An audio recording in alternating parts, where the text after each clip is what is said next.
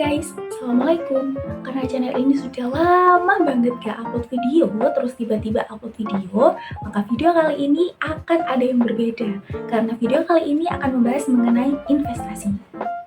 Jadi, kita akan bahas mengenai investasi, analisis fundamental dari dua perusahaan besar dengan topik yang sangat menarik.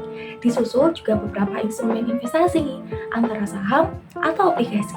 Jadi kedepannya video ini diharapkan bisa menjadi referensi bagi kalian semua yang ingin berinvestasi. Pilih saham atau obligasi ya. Tentukan pilihan kalian melalui video ini.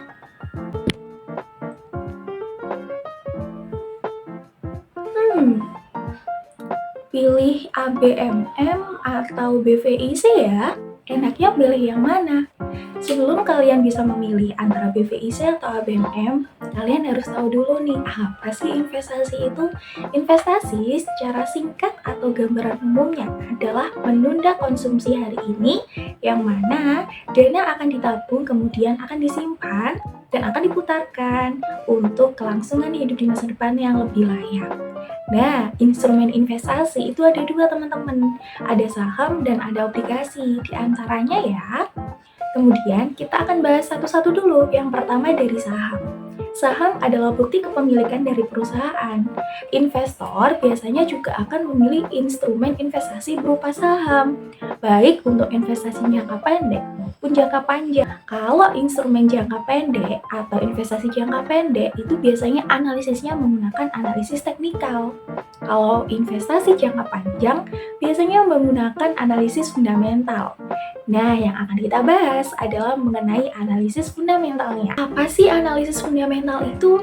Analisis fundamental suatu perusahaan adalah penilaian internal dari kinerja perusahaan, contohnya, atau bisa dari laporan keuangan, bisa dari bisnis perusahaan itu sendiri, dan lain sebagainya. Nah, lalu bagaimana cara kita agar bisa mengetahui fundamental dari perusahaan tersebut? Di era sekarang, banyak sekali broker yang sudah disediakan melalui platform online yang bisa kita akses untuk bisa kita ketahui laporan atau kondisi fundamental dari perusahaan tersebut. Tenang, broker ini sudah mantap karena sudah terjamin oleh OJK, sudah diawasi, dan kita bisa menggunakan dengan aman. Pada video kali ini kita akan mengambil dua perusahaan besar, yakni ABM Investama dengan Bank Victoria. Kenapa sih kok harus Bank Victoria? Bank Victoria Internasional berdiri sejak tahun 2022 dan sudah ditetapkan menjadi bank yang memenuhi modal inti minimum sesuai POJK konsolidasi bank umum, yang mana bank ini telah membukukan laba bersih, dinilai berhasil mengelola aktiva yang beresiko menjadi lebih baik dan mampu memenuhi modal inti minimum sesuai ketentuan OJK. Estama Tbk, yang mana sebuah perusahaan pertambangan batu bara yang berkantor pusat di Jakarta Selatan. Perusahaan ini berbisnis di bidang logistik, rekayasa peralatan, penjualan bahan bakar dan pelumas, serta pembangkitan listrik dengan afiliasi anak perusahaan, antara lain PT Cipta Kerja Bahari, and subsidiaries dan lain sebagainya dengan persentase sebesar 100%. Kita ambil contoh per tahun dari saham BVIC dan saham ABMM. Nah, perlu diketahui di awal, karena kan indikator analisis fundamental itu banyak banget ya. Jadi, teman-teman boleh nih tidak menggunakan semua indikator.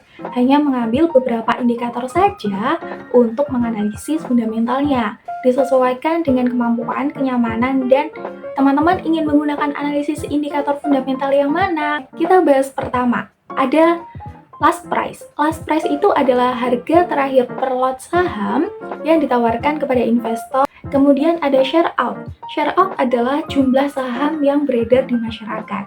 Kemudian ada market cap. Market cap itu adalah kapitalisasi pasar suatu saham. Jadi ketika suatu saham itu memiliki kapitalisasi pasar yang besar, maka pasar tersebut juga akan membuka peluang yang besar bagi saham. Atau investor juga banyak sekali yang ingin memilikinya. Kemudian ada cash. Cash adalah arus kas. Jadi semakin bagus arus kas, maka semakin bagus pula dari nilai saham tersebut. Kemudian ada total aset. Jadi ketika semakin tinggi suatu aset atau kekayaan dari perusahaan, maka membuktikan memiliki kinerja yang baik dan akan mendatangkan daya tarik bagi investor. Dan ada ST borrowing. ST borrowing adalah short term borrowing atau pinjaman jangka pendek. Semakin kecil pinjaman jangka pendek suatu perusahaan, maka dinilai semakin bagus. Kemudian ada long term.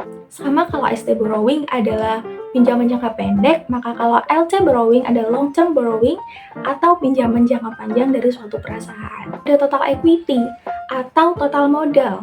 Jadi ketika total modal suatu perusahaan itu tinggi, maka bisa dikatakan semakin bagus kinerja dari perusahaan tersebut. Ada revenue atau pendapatan, yang mana semakin tinggi, semakin besar, dan bisa dinilai semakin bagus.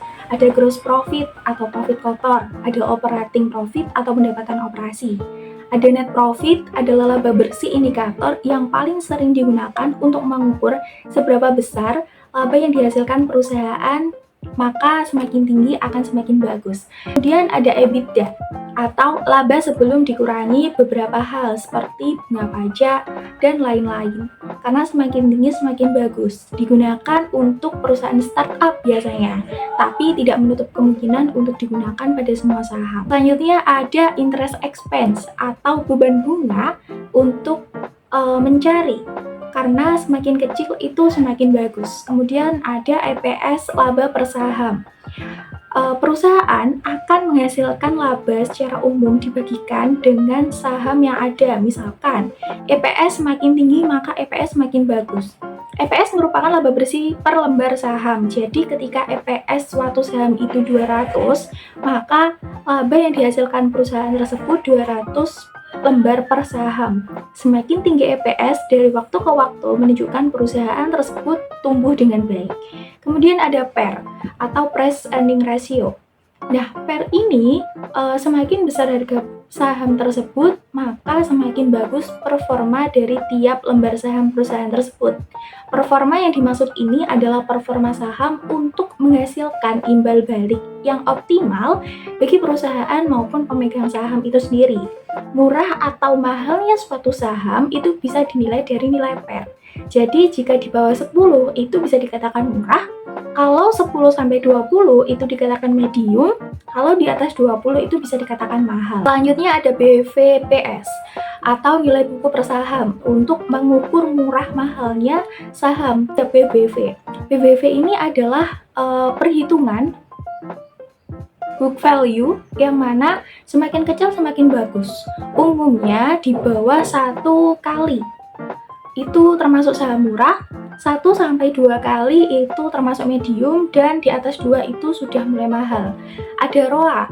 ROA itu dinilai ketika semakin tinggi maka akan semakin bagus karena perusahaan dinilai mampu mendayagunakan aset dengan baik untuk memperoleh keuntungan.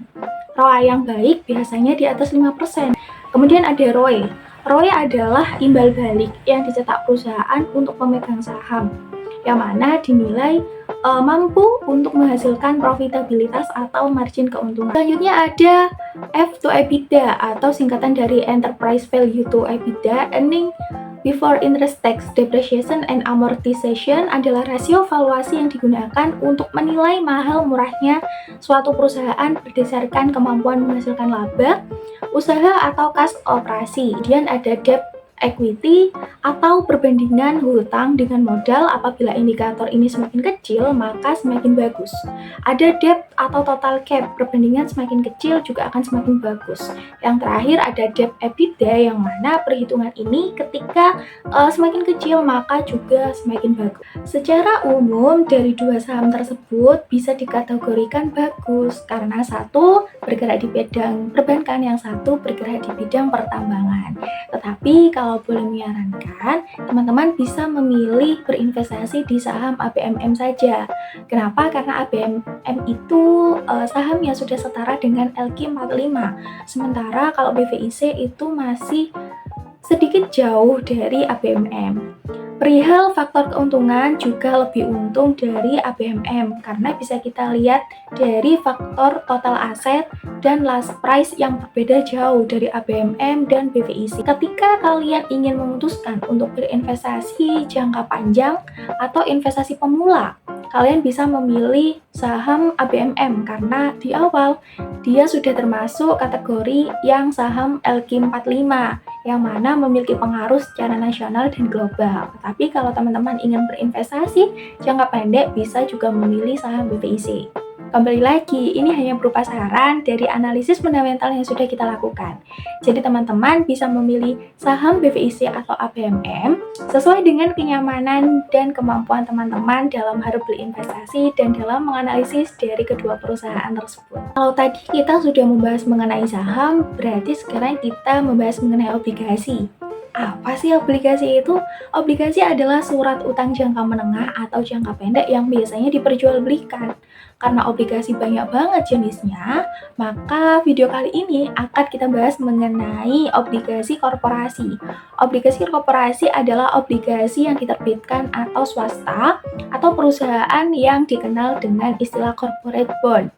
Nah, perlu diketahui teman-teman bahwa saham dan obligasi itu berbeda. Kalau saham itu biasanya akan dikeluarkan satu kali dari perusahaan tersebut, yang mana jumlahnya disesuaikan dengan kemampuan perusahaan dan harganya dapat ditawar. Berbeda dengan obligasi.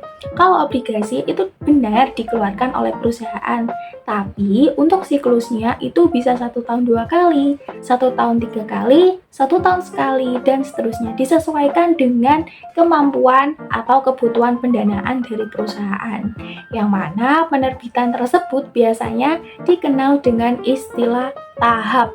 Jadi ada tahap 1, tahap 2, tahap 3 per tahun yang dikeluarkan atau tahun tersebut dikeluarkan obligasi. Obligasi tersebut juga ada nomor serinya loh teman-teman. Jadi nomor seri dari obligasi itu menandakan seberapa baik atau bagusnya obligasi.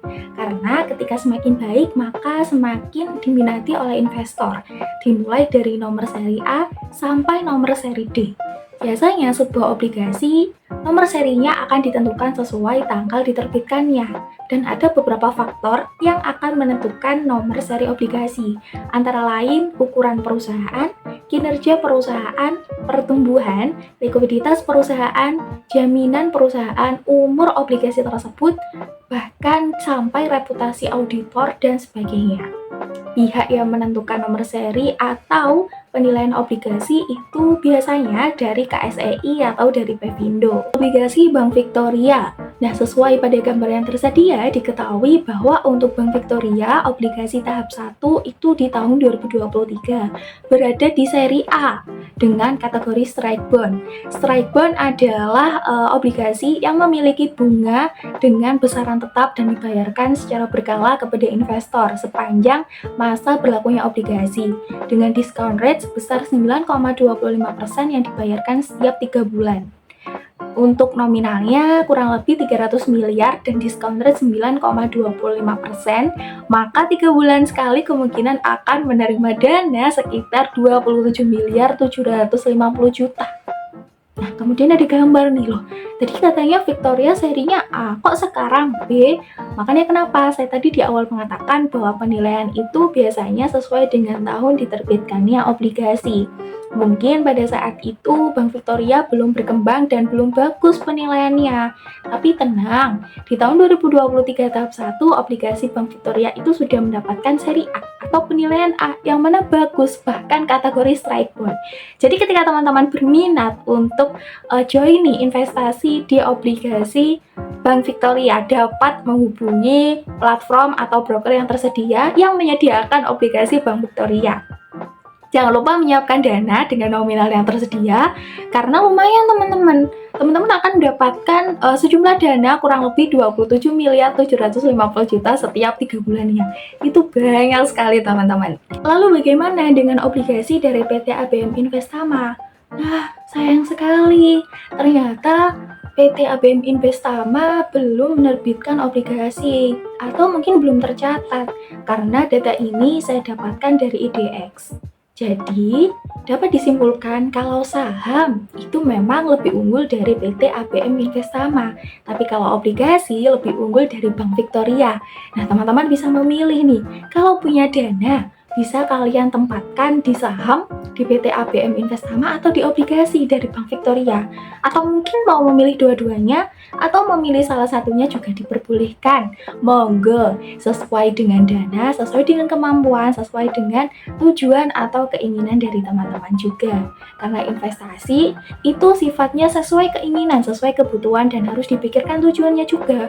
Bukan bersifat memaksa, bukan bersifat tuntutan, bahkan harus. Tapi investasi itu memang diwajibkan. Instrumennya bisa disesuaikan dengan kemampuan teman-teman. Kembali lagi, karena keputusan terbesar investor itu adalah pada dirinya sendiri untuk memilih investasi yang mana. Sekian dari video yang dapat saya sampaikan. Semoga dari video ini dapat bermanfaat dari segala aspek buat teman-teman atau buat menonton yang lainnya.